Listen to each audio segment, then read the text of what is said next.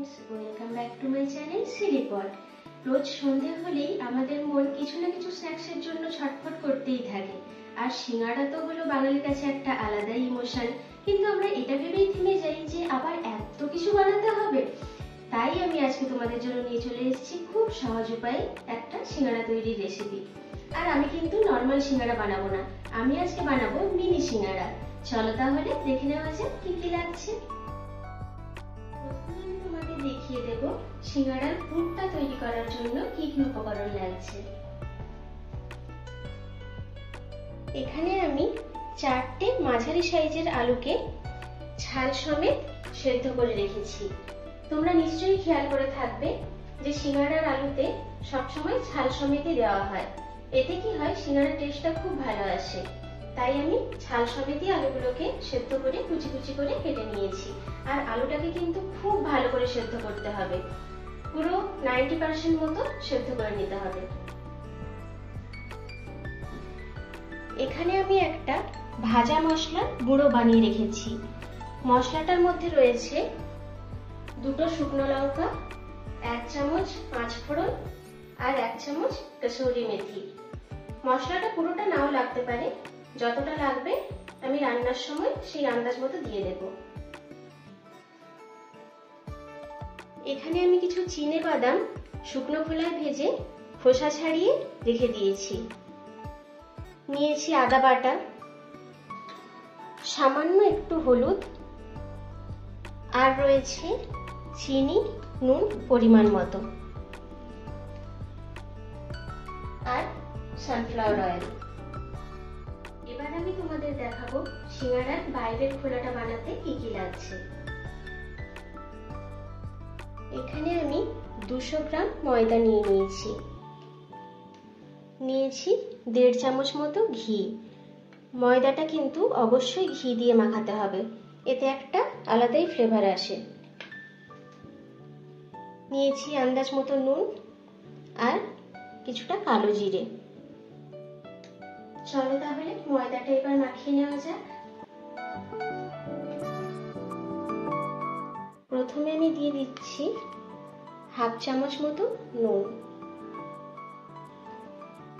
দিয়ে দিচ্ছি কিছুটা কালো জিরে। এবার ঘিটা দিয়ে দিলাম। এই শুকনো উপকরণগুলোকে প্রথমে খুব ভালো করে মাখিয়ে নিতে হবে, তারপরে আমি অল্প অল্প জল দিয়ে মাখিয়ে নেব।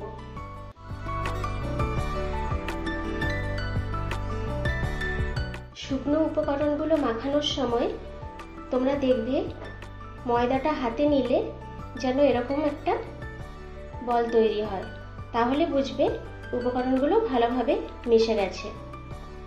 দেখে নাও আরেকবার, ঠিক এরকম। এবার আমি অল্প অল্প করে জল দিয়ে ময়দাটা মাখিয়ে নেব।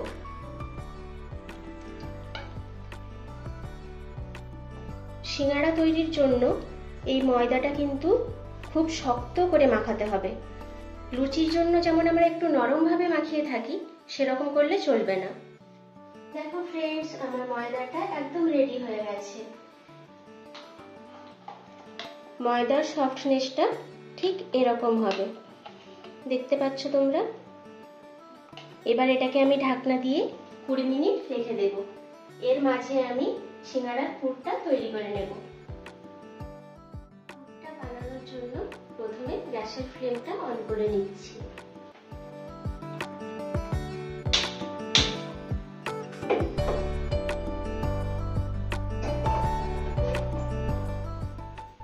কড়াইতে কিছুটা তেল দিয়ে দেব।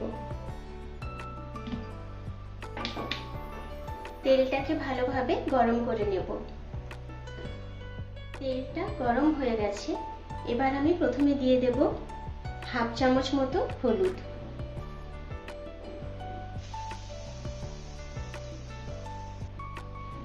এবার যে আলুগুলো আমি সেদ্ধ করে রেখেছিলাম, সেই আলুগুলো আমি তেলের মধ্যে দিয়ে দেব। আলুগুলো দিয়ে ভালোভাবে একটু নাড়িয়ে চাড়িয়ে নিতে হবে। আলুটা আমি 2 মিনিট মতো ভেজে নিয়েছি। এবার এর মধ্যে বাকি উপকরণগুলো একে একে অ্যাড করে দেব। প্রথমে বাদামগুলো দিয়ে দিচ্ছি।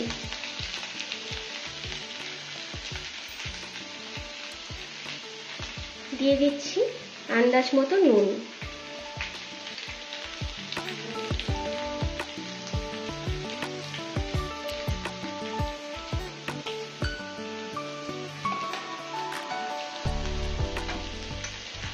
আর একবার ভালো করে মিশিয়ে নিতে হবে সবগুলো।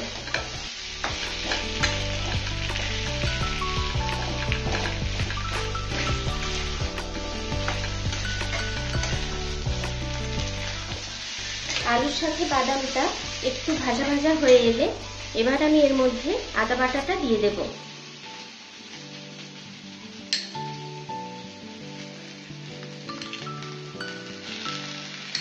এবার যে ভাজা মশলাটা রেখেছিলাম সেটা এর মধ্যে দিয়ে দেব।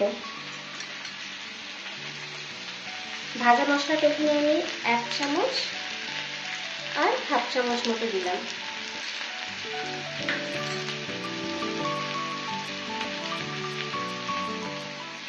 কিছুটা চিনিও আমি এ সময় অ্যাড করে দিচ্ছি। সিঙ্গাড়া একটু মিষ্টি মিষ্টি না হলে একদম ভালো লাগে না।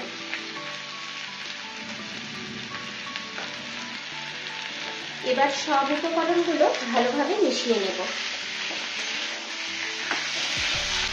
আলুগুলোকে তোমরা এইভাবে একটু খুন্তির সাহায্যে ভেঙে ভেঙে দেবে।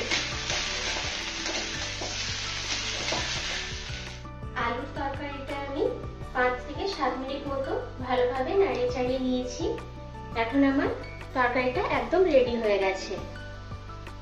দেখতেই পাচ্ছ তোমরা, ঠিক এরকম দেখতে হবে, তখন বুঝবে যে একদম রেডি হয়ে গেছে পুরটা। ভীষণ সুন্দর একটা স্মেল বেরিয়েছে। এবার আমি এটাকে নামিয়ে রেখে কিছুক্ষণ ঠান্ডা হতে দেব।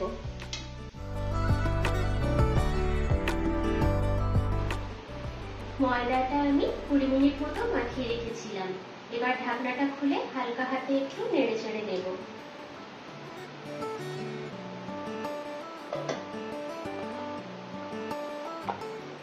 দেখতেই পাচ্ছ তোমরা কি সুন্দরভাবে ময়দাটা সেট হয়ে গেছে।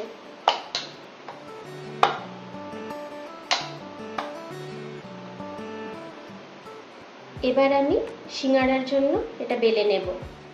এবার আমি এই ময়দাটা থেকে ছোট ছোট টুকরো কেটে নেব।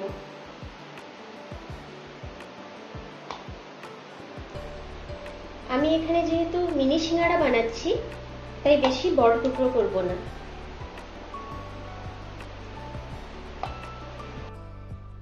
দেখো ফ্রেন্ডস, আমি ময়দার টুকরোগুলোকে এভাবে সুন্দর করে গোল গোল করে নিয়েছি।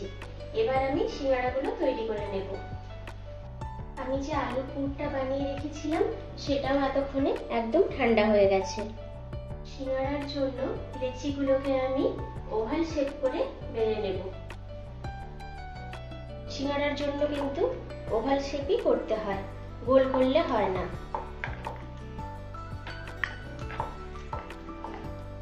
ভালো করে দেখে নাও তোমরা আমি ঠিক কিভাবে এটা বেলে নিচ্ছি।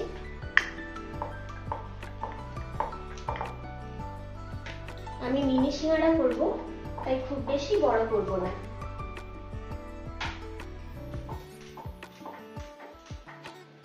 ময়দাটা এমন ভাবে মাখতে হবে যাতে কোনো রকম তেল বা ময়দা ছাড়াই সুন্দরভাবে এটা বেলা হয়ে যায়। তোমরা দেখলে তো, এখানে কিন্তু আমি কোনো রকম তেল বা ময়দা কোনো কিছু ইউজ করিনি।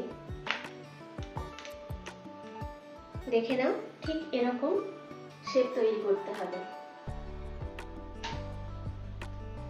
এবার আমি এটাকে একটা ছুরির সাহায্যে মাঝখান থেকে কেটে 2 টুকরো করে নেব।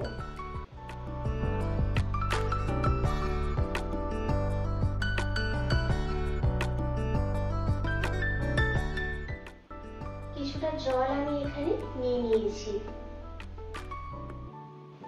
এবার তোমরা খুব ভালো করে দেখে নাও কিভাবে আমি সিঙ্গাড়াগুলো রেডি করছি।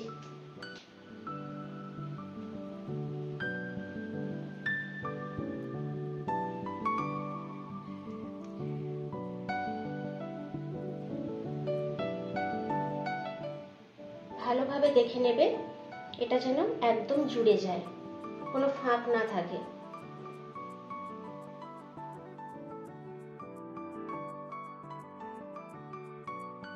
দেখলে এবার আমি এর মধ্যে আলুর পুরটা ভরে নিচ্ছি।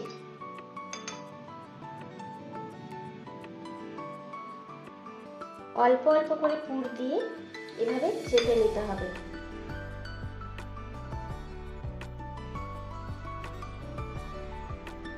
ভালো করে এভাবে চেপে চেপে ভেতরে ঢুকিয়ে দিতে হবে।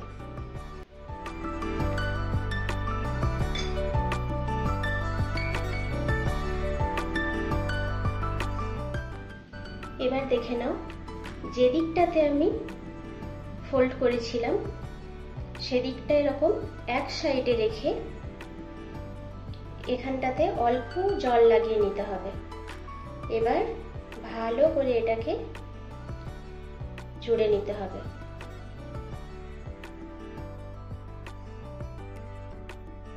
এটা জুড়ে নিলাম আমি। এবার উল্টো দিকে এভাবে আরেকটা ফোল্ড করতে হবে।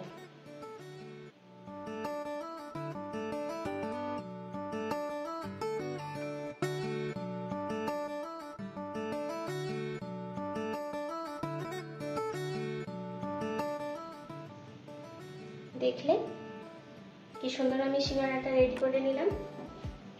একটা মিনি সিঙ্গাড়া আমার রেডি হয়ে গেছে। বাকিগুলো আমি এভাবে রেডি করে নিচ্ছি, তারপর একসাথে দেখাচ্ছি। তোমরা দেখতেই পাচ্ছ ফ্রেন্ডস, আমার সিঙ্গাড়াগুলো কি সুন্দরভাবে রেডি হয়ে গেছে। এবার আমি এগুলোকে এক এক করে ভেজে নেব। দেখতে পাচ্ছ তোমরা ফ্রেন্ডস, আমি মিনি সিঙ্গাড়া বানানোর জন্য কি সুন্দর একটা ছোট্ট মিনি কড়াই নিয়ে নিয়েছি। তোমরা কমেন্ট করে অবশ্যই জানিও তোমাদের কড়াইটা কেমন লাগলো। এবার আমি গ্যাসের ফ্লেমটা অন করে নিচ্ছি।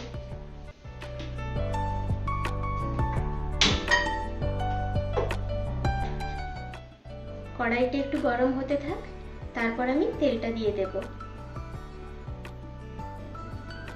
কড়াইটা গরম হয়ে গেছে, এবার আমি এর মধ্যে তেল দিয়ে দিচ্ছি। সিঙ্গাড়া ভাজার জন্য কিন্তু বেশ অনেকটা পরিমাণ তেল লাগে।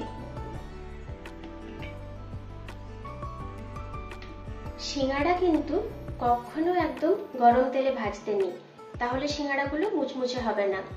তেলটা ঠান্ডা থেকে অল্প একটু সামান্য গরম হবে, এরকম অবস্থায় সিঙ্গাড়াগুলো আমি দিয়ে দেব। দেখতে পাচ্ছ তোমরা, তেল থেকে অল্প অল্প বাবেল উঠতে শুরু করেছে। এরকম অবস্থায় আমি সিঙ্গাড়াগুলো এক এক করে তেলের মধ্যে দিয়ে দেব।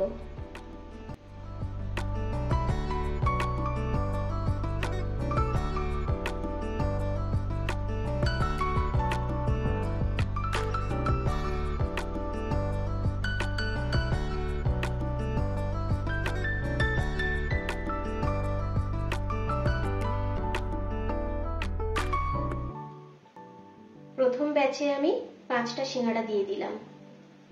সিঙ্গাড়াগুলো যতক্ষণ না একদিকটা ভালোভাবে ভাজা হচ্ছে ততক্ষণ আমি উল্টো দিকটা উল্টোবো না।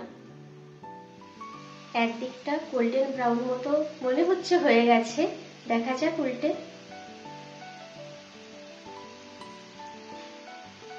হ্যাঁ, একদিকটা দেখো গোল্ডেন ব্রাউন কালার চলে এসছে।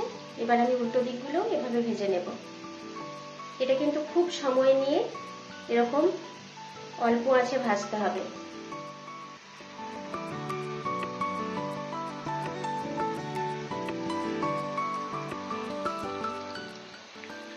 একটা ব্যাচ আমার ভাজা হয়ে গেছে, এবার আমি এগুলোকে ভালো করে ছেঁকে তুলে নেব।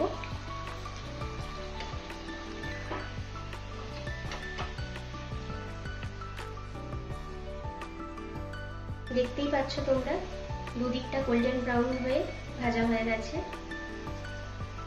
ভালো করে তেলটা এভাবে ঝারিয়ে নিতে হবে।